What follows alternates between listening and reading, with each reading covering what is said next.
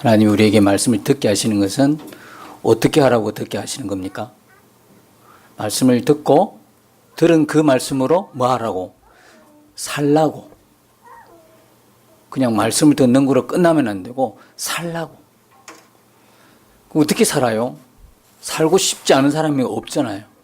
다 살고 싶은데 어떻게 살아요? 그것 때문에 주님이 우리 안에 오신 거잖아요. 그렇게 살 수 있도록 만들어 주시는 분이 누구예요? 주님이시잖아요. 아멘이십니까? 주님이 안 계신데 우리 보고 살아라 그러면 우리의 입장을 너무 모르는 분이고, 그렇게 하는 거는 또 그렇게 살아지는 것 자체도 안 되지만 그렇게 살려고 노력하는 그 자체가 율법이고 그 자체가 행위고, 그렇게 또 살면 그것이 자기 자랑이 되고 그것이 지옥 멸망으로 가는 그런 계기가 되고, 그러니까 이게 주님이 우리 안에 오신 그 자체가 여러분 축복이고 은혜고 복음인 거예요. 여기 눈을 뜨셔야 되는 거예요. 여러분 오늘도 우리가 계속해서 3주 연속 이렇게 같은 본문을 가지고 계속 하고 있는데 이유가 뭡니까? 목사님은 이 본문밖에 몰라서 그런갑다. 반복, 강조, 그 결론이 이제 내려져야 합니다. 어떻게 내려져야 합니까? 주님이 지금 어디 계십니까? 주님이 지금 어디 계시냐고. 주님이 지금 내 안에 계신다는 것에 결론을 내리기 위해서 3주 연속 계속 반복하고 강조하는 거예요.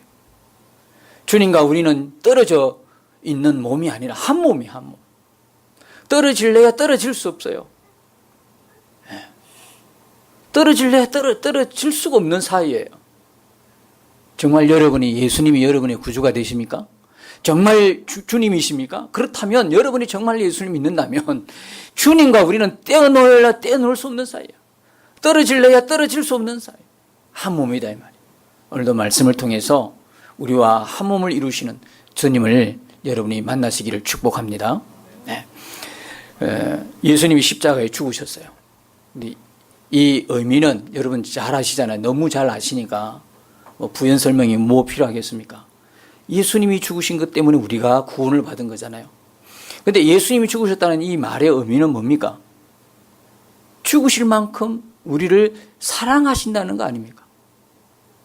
단순한 십자가에서 죽으신 것이 아니라 그 죽으심을 통해서 우리는 뭘 알 수 있습니까? 하나님이 우리를 이렇게 사랑하신다. 나를 이렇게 사랑하신다. 그것을 우리는 알게 되는 것이죠.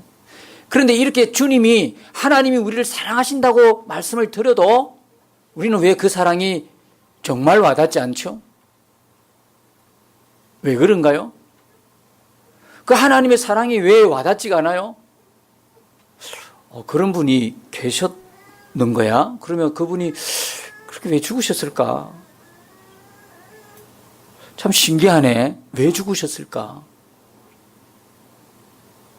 아직도 그 정도로 구태여 하나님께서 하나님이시라면 그분이 구태여 오셔서 그렇게 죽으실 이유가 있겠나? 안 죽으셔도 될 텐데. 그러니까 처음부터 아예 잘 모르는 거죠. 하나님이 우리를 사랑하신다 그렇게 말씀을 드려도 정말 우리 안에 그 사랑이 와닿지 않는 것은 무엇 때문일까요? 그 사랑이 와닿지 않는 이유가 뭘까요? 우리 안에 하나님의 사랑을 담을 수 있는 공간이 없어요. 저장 공간이 꽉 차버렸어요. 더 이상 하나님을 담을 수가 없어요. 그 하나님의 사랑이 또 담겨지지 않는 우리 안에 수많은 상처들, 수많은 좋지 않은 기억들, 우리 마음을 상하게 했던 것들, 살아오면서 이게 차곡차곡 저장이 돼 있어요. 사실은 이게 다 빠져나가야 되는데, 새로운 게 저장돼야 되는데 새로운 게 저장이 안 되는 거예요. 예수님을 영접하고도 마음의 정리가 안 되는 거예요. 마음이 안 빠져나갈 거 다 쓰레기가 청소가 돼야 되는데 청소가 안 된 상태에 은혜는 받았지요. 하나님의 사랑은 들어오려고 그러는데 내 마음속에 그걸 담을 수 있는 저장 공간이 없어요. 그러니까 하나님이 사랑하신다 그래도 네, 아멘은 하는데 그냥 우리가 어떻게 됩니까? 건성적이죠. 여러분 정말 하나님이 우리를 사랑하십니다. 정말 사랑하십니다. 요한일서 4장 9절 10절에 보니까 하나님이 우리를 사랑한다는 게 나타나는데 뭐로 나타났어요? 뭐로 증명되었죠? 그 아들 독생자를 세상에 보내심으로 그 사랑이 나타났다고 말씀하고 있습니다. 그래서 그 아들을 보내심을 통해서 우리가 그로 말미암아 살아나도록 생명을 얻도록 하신 것이죠. 그럼 그 아들을 어떻게 보내셨습니까? 죄에서 구속하시고 하나님과 화목하도록 화목 제물로 보내셨다고 요한일서 4장 10절에서 말씀하고 있습니다. 화목 제물로 오셨어요. 그분은 유명한 정치인으로 오시지 않았어요. 그분은 만국의 왕으로 오시지 않았어요. 왕이신데도 불구하고 그분은 섬기는 종으로 오셨어요. 그분은 우리를 구원하시기 위해서 하나님 말씀에 순종하여 이 땅에 오셨어요. 여러분, 예수님 십자가 지신 것이 바로 하나님의 사랑인 겁니다.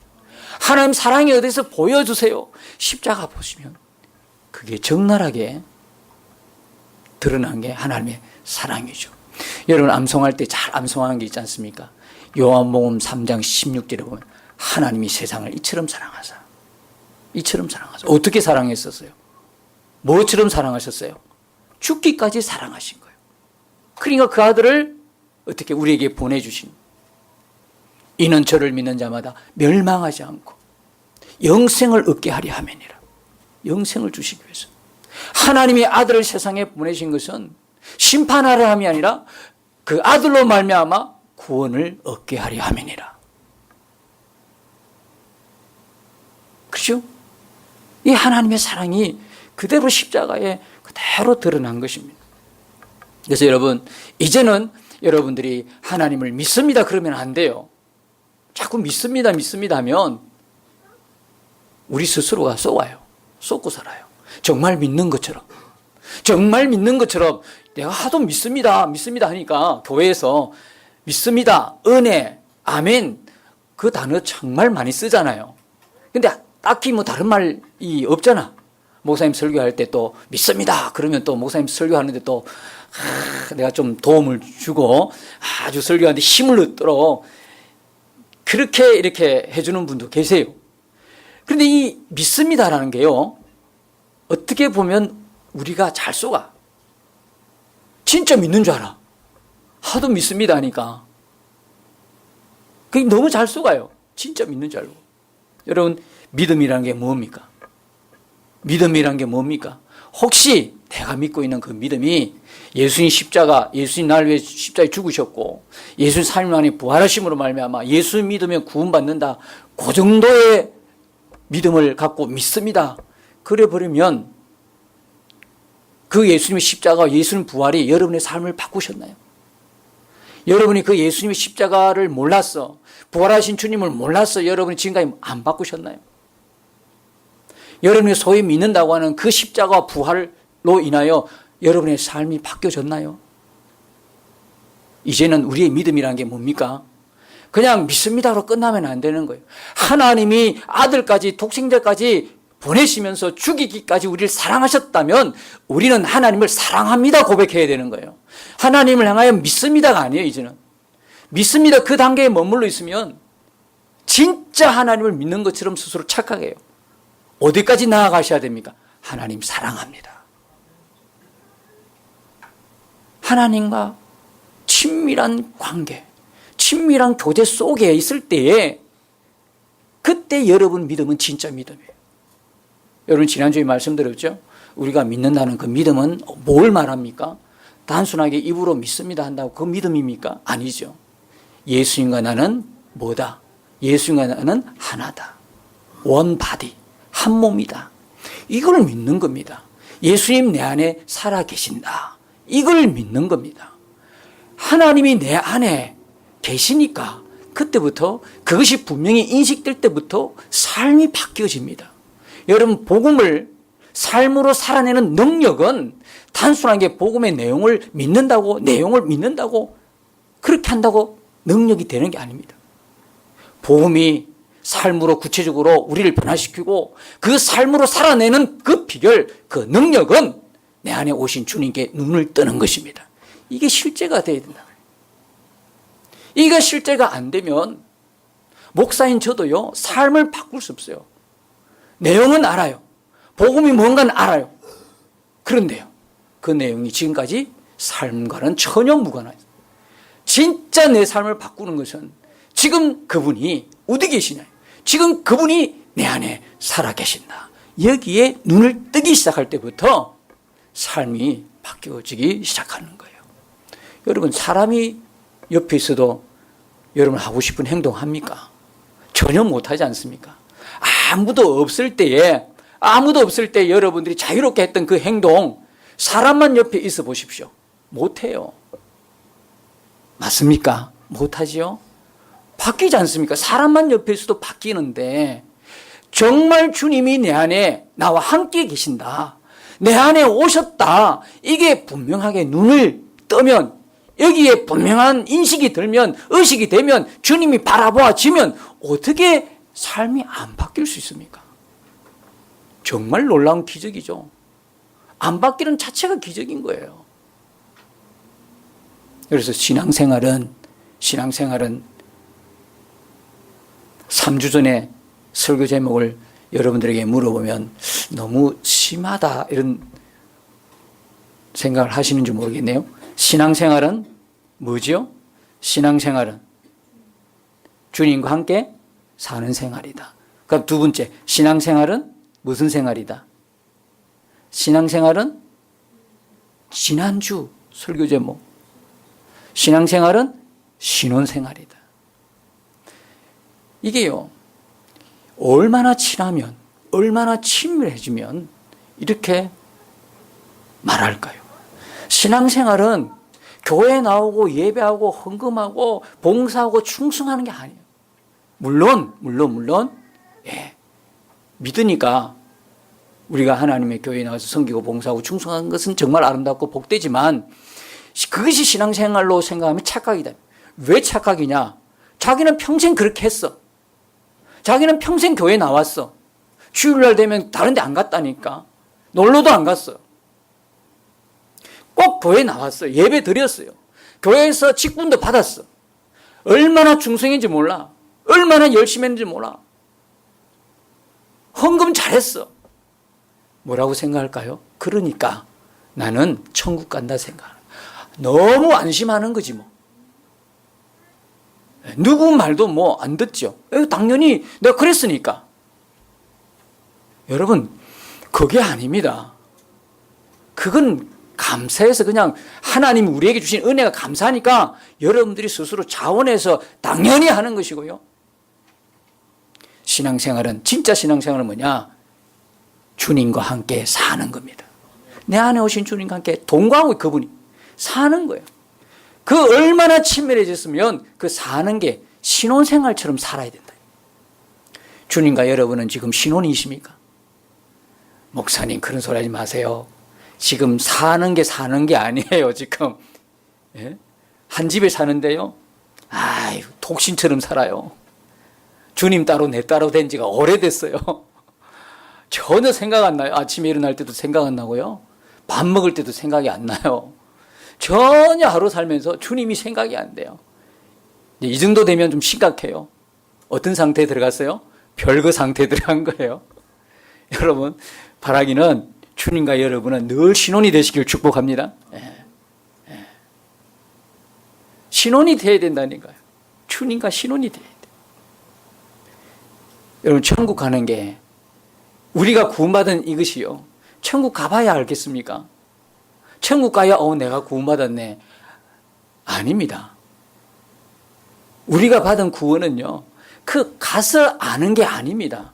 여기 이 땅에서 미리 알고 있는 것입니다. 우리가 구원받은지 안 받았는지는 여기서 아는 겁니다. 꼭 거기 가서 아는 게 아니에요. 어떻게 알아요?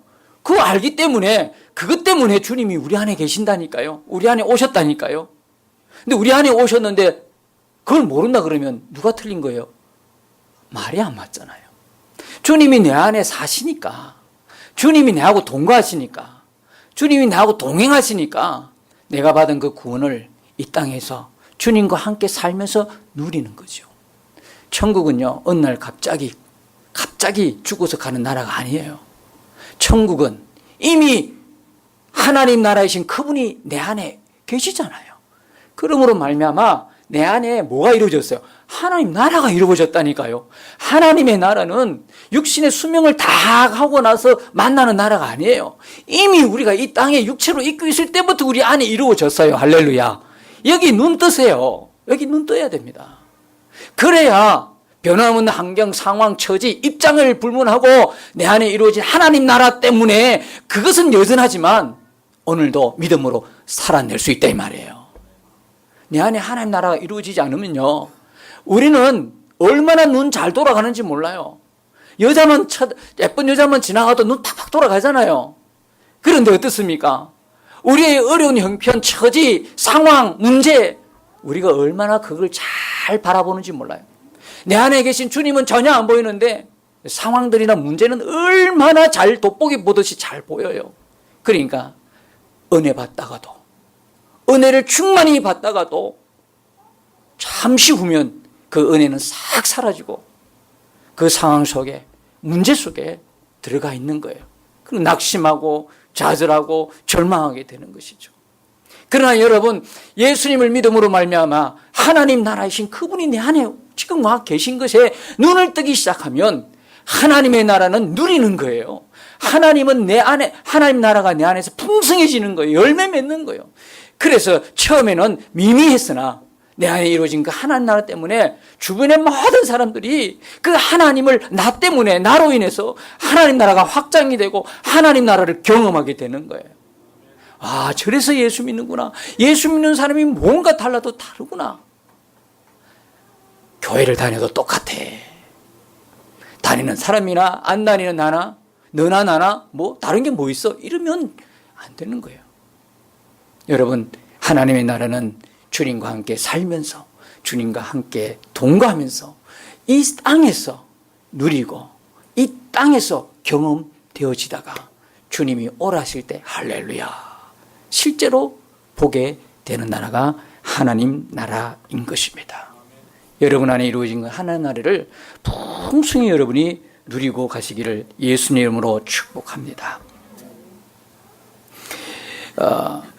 요한일서 4장 16절에 보면 하나님이 우리를 사랑하시는 사랑을 우리가 알고 믿었노니 하나님은 사랑이시라. 사랑 안에 거하는 자는 하나님의 안에 거하고 하나님도 그의 안에 거하시느니라. 그러니까 하나님을 믿습니다가 아니라 하나님 사랑합니다. 서로 사랑의 교제, 이 사랑의 교제가 이루어지면 뭐가 증거되는 겁니까? 하나님이 그 안에 있는 게 증명이 되는 거고 하나님도 그 사람 안에 있는 게 증명된다는 하는 게 요한일서 4장 16절의 말씀이에요. 하나님은 막연한 분이 아니세요. 하나님, 우리는 이 땅에 있고 하나님 하늘에 계시고 아니에요. 하나님은 영원토록 함께 하셔요. 우리와 영원토록 함께 하셔요. 그래서 여러분, 오늘 읽었던 그 본문 위에 보면 요한복음 14장 16절에 보면 또 다른 보혜사를 너희에게 주사 영원토록 너희와 함께 있게 하리니 그러잖아요. 영원토록 함께 있겠다. 17절에는요, 그 영원토록 함께 있는 장소가 어디냐를 정확하게 말씀하고 있잖아요. 어디입니까? 그는 너희와 함께 거하시며 또 너희 속에 계시겠습니다. 영원토록 함께하는 그분이 너희 속에 계시겠다고 정확한 장소를 말씀하고 있어요. 고린도전서 3장 16절을 보니까 하나님의 성령이 너희 안에 계시는 것을 알지 못하느냐 말씀하고 있잖아요. 점점 디테일하게, 점점 자세하게 말씀이 들어가는 거예요. 고린도전서 6장 19절에는 뭐예요? 성령의, 너희 몸이 성령의 전인 것을 알지 못하느냐. 세상에 이런 축복이, 우리 몸이 하찮은 게 아니에요.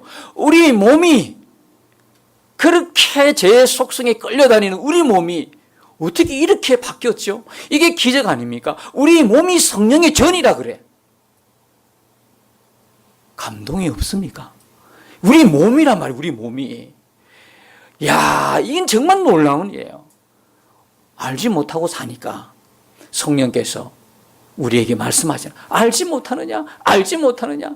여러분들이 성경을 보실 때 이 성경은 그때 기록된 게 아니라 지금 말씀하는 하나님의 음성으로 여러분 들으셔야 돼요. 왜냐하면 이 저자는 지금 살아 계시잖아요. 어디 계세요? 우리 안에 계시잖아요. 성령이 우리 안에 계신 거예요. 우리가 하나님을 사랑합니다. 이런 친밀한 하나님의 교제가 이루어질 때 하나님이 우리 안에 거하시는 게 증명이 됐잖아요. 요한일서 3장 24절에 보니까 우리에게 주신 성령으로 말미암아 그가 우리 안에 거하시는 줄을 아느니란 말씀하고 있거든요. 그때 그가 누굽니까? 예수님이잖아요. 이거 정말 놀라운 일이에요. 하나님도 우리 안에 계시죠. 주님도, 예수님도 우리 안에 계시죠. 성령도 우리 안에 계신 거예요. 이 세 분이 계시는 거예요. 세 분입니까? 한 분 하나님인 거예요. 할렐루야. 이 하나님이 지금 우리 안에, 그러니까 디테일하게 성경은 이렇게 자세한 거예요. 여기 맞추고 저기 맞춰보면 너무 자세하게. 그런데 여러분 그거 아십니까? 구약이든 신약이든요, 계속해서 우리 안에 오시겠다. 우리 마음 안에, 마음에 주인 되겠다고 하는 하나님의 메시지가 구약과 신약의 전체 줄거리예요. 그런데 우리가 듣기로는 굉장히 생소하게 들어요.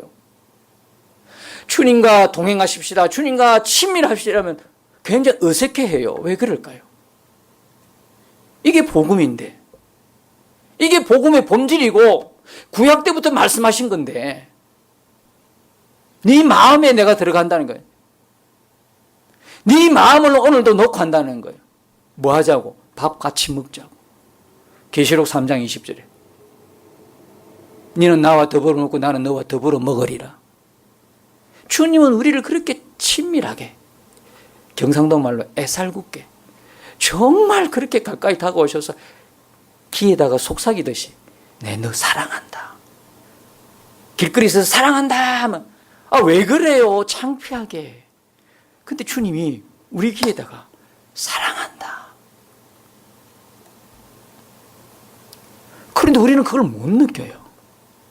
너무 어색해하고 생소해하고 주님과 함께 산다. 이단 아니야? 그만큼 우리가 지금까지 주님과의 동행이 입으로는 동행했는데 실제가 되지 못했다는 거예요.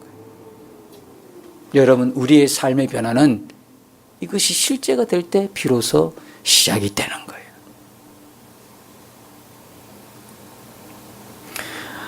그래서 여러분, 신앙생활은 주님과 함께 사는 겁니다. 못을 박으십시오.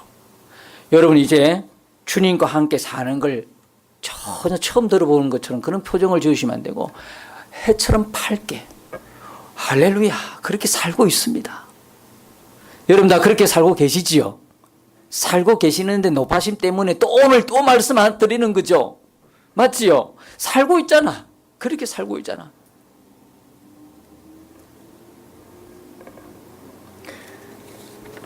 오늘 읽었던 18절에 보면요, 내가 너희를 고아와 같이 버려두지 않냐고 너희에게로 오리라 말씀하고 있잖아요. 여러분, 하나님이 갖고 있는 속성 중에 하나가요, 그리스도 안에 택한 자는 하나님 절대 놓지 않으셔요. 택한 자를 잊지 아니하셔요. 그래서 이사야 49장 15절에 보니까 여인이 어찌 젖먹이는 아이를 잊을 수 있으며 그 태에서 난 아들을 긍휼히 여기지 않겠느냐. 저들은 나를 잊을지라도 나는 저들을 잊지 아니하리라. 그러니까 우리가 다 그때 부름받을 그때 우리를 먼저 찾아오신 거예요. 요한일서 4장 10절에 보니까 우리가 하나님을 사랑한 것이 아니라 하나님이 우리를 먼저 사랑하신 거예요. 안 그러면 우리는 하나님을 만날 수가 없어요. 찾을 수도 없고. 하나님이 우리를 잊지 않겠다는 거예요. 여러분, 우리가 정말 예수님을 믿어 구원받은 하나님의 백성, 하나님의 자녀라면 하나님이 오래전부터 우리를 미리 아시고 정하시고 그리고 불러주셨다는 사실을 믿으시기 바랍니다. 다 알고 사셨다. 여기 앉아있는 분들은 그냥 앉아있는 분들이 아니에요. 하나님이 미리 다 아시고 정하신 분, 그리스도 예수 안에 택한 자들, 하나님이 절대 잊지 아니하시는 분이라는 사실을 우리는 믿고 세상 나가서 어떤 일을 하더라도 이런 당당함 가지고 이 자부심 가지고 우리가 살아가야 될 것입니다. 19절에 보면 조금 있으면 세상은 다시 나를 보지 못할 것이라도 너희는 나를 보리니 이는 내가 살아있고 너희도 살아있겠습니다. 여러분 17절에 보면요, 너희가 몇 번이나 나오냐면 12번씩 나와요. 그 짧은 16절에서 20절 사이에 너희 이게 12번이나 나와요. 근데 세상은 너희와 상반된 내용이에요. 세상은 뭡니까? 하나님을 알지 못하는 그 상태에 있을 때, 옛날에 우리가 예수 믿지 않은 불신자 상태, 그때를 세상이라고 그래요. 그 세상, 나를 불신자일 때 나를 그렇게 사랑하셔서 독생자를 주신 거예요. 그런데 너희는 뭡니까? 다 예수 안에 있는 사람들, 구원받은 사람들, 성령 받은 사람들을 말씀하고 있는 거죠. 저는 우리 중에 세상이 없고 전부 다 주님 말씀하시는 너희들뿐만 있게 되기를 축복합니다. 너희들. 근데 여러분, 이 세상 가운데 있으면 교회를 초청해서 앉아있더라도 전혀 말씀이 안 들립니다. 왜 그럴까요? 여러분들은 오늘 저의 이 하나님 말씀을 전가하고 여러분 들을 때 다 이해가 되고 아멘이 되시지요? 정말 믿어지시지요? 그건 왜 그럴까요? 근데 어떤 분은 안 믿어져요. 안 믿어질 뿐만 아니라 무슨 말을 하는지 몰라요. 그러니까 초청잔치에 전도잔치 하실 때 보면 정말 그때 누군가가 와가 설교가 들려진다면 그건 진짜 하나님 택한 백성이에요. 오래전부터. 그런데 대개는요, 평균적으로는, 보편적으로는 초청 주일날 이렇게 모셔왔지만 무슨 말인지 모르겠다 그래요. 왜 그럴까요? 아직 성령이 그에게 없으니까. 여러분은 믿어지십니까? 하나님 말씀 믿어지시고 설교가 들려지십니까? 그러면 그것은 여러분이 타고날 때부터 그런 게 아닙니다. 여러분 안에 뭐가 계시다는 증거입니까? 성령이 계시다는 증거인 것입니다. 우리 안에 성령이 계시다는 증거는 너무나 많습니다. 성경 전체가 우리 안에 성령님이 계신 증거입니다. 여러분이 하나님의 말씀이 그대로 믿어진다면 그 자체가 뭡니까? 우리가 우리 안에 성령이 계신 성령의 역사라는 거예요. 여러분 십자가 믿어지시죠? 부활 믿어지시죠? 주님의 재림 믿어지시죠? 다 믿어지잖아요. 성령이 계신 거 믿어지시죠? 다 믿어지잖아요. 이건 성령의 역사예요. 하나님이 아버지라 부르는 건 우리는요, 죽었다 깨도 그런 하나님을 아버지라 못 부릅니다. 그런데 성령이 우리 안에 계시기 때문에 하나님이 아버지가 되시는 거예요. 할렐루야. 예수님을요, 주라고 고백 못 해요. 절대요. 성령이 아니하고는 주시라 할 수 없느니라. 고린도전서 12장 3절. 그죠? 그리고 하나님이 은혜로 주신 것들을 막 깨달잖아요. 고린도전서 2장 12절에 보니까 하나님이 우리에게 은혜로 주신 것들을 다 깨달아요. 여러분이 찬송할 때 은혜가 되죠. 기도할 때 은혜가 되죠. 말씀 읽을 때 은혜 되죠. 설교 들을 때 은혜가 되죠. 그런데 여기 있는 것보다도 노래방에서 노래하는 게 은혜가 된다. 이건 문제가 좀 바뀌어. 주소가 바뀐 거예요. 여러분 마음에 어쨌든 간에 전도하려고 하는 그 마음 왜 생겨요? 오직 성령이 너에 임하시니까. 땅끝까지 복음을 전가하는 정인 되게 하시는 성령의 역사다 이 말이에요. 우리 가운데 어떻게 하면 주님을 기쁘시게 할까 마음의 소원이 일어나죠. 우리는 진짜 죽었다 깨도 그런 가지고 있을 속성의 그런 인물이 아니라 성령이 우리 안에 계시니까 그 성령으로 인해서 감동이 임하는 거예요. 그러니까요, 교회에 뭐가 필요한 게 눈이 다 들어오고요. 뭘 헌신할까 눈이 다 들어와요. 내가 뭘 받으려고 하는 것이 뭘 자꾸 주려고 하는 그 마음이 자꾸 생기는 거예요. 자기도 없는데 자꾸 주려고 하는 마음이 생기는 거예요. 예.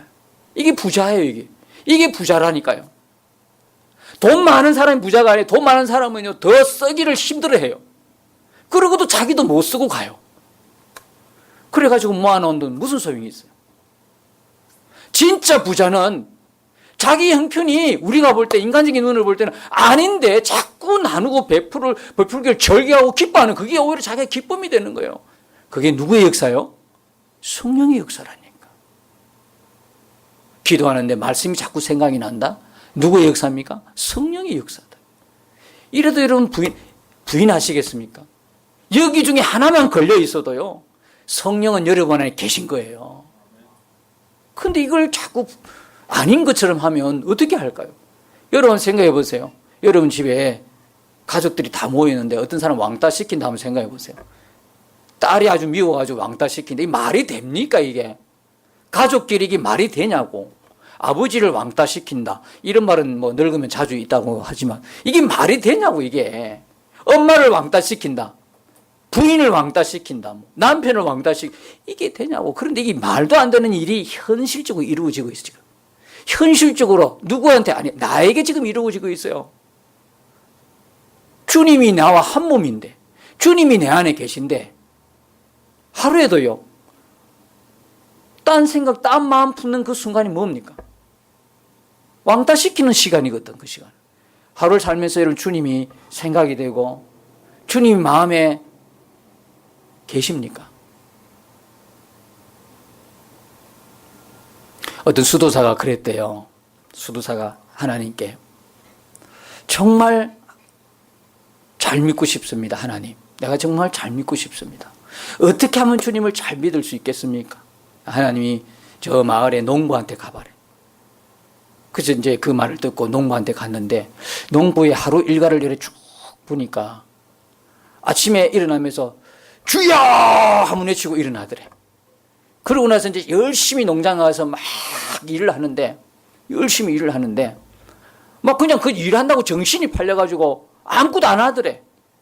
그리고 저녁에 이제 일 마치고 와서 다 씻고 밥 먹고 이제 자기 전에 한번 주여! 하고, 예? 그렇게 자더래. 그래서 이 사람이 하나님, 도대체 뭡니까? 뭘 보라고 하신 겁니까? 뭘 보라고 하신 겁니까, 도대체? 아침에 하면 일어나자 주여.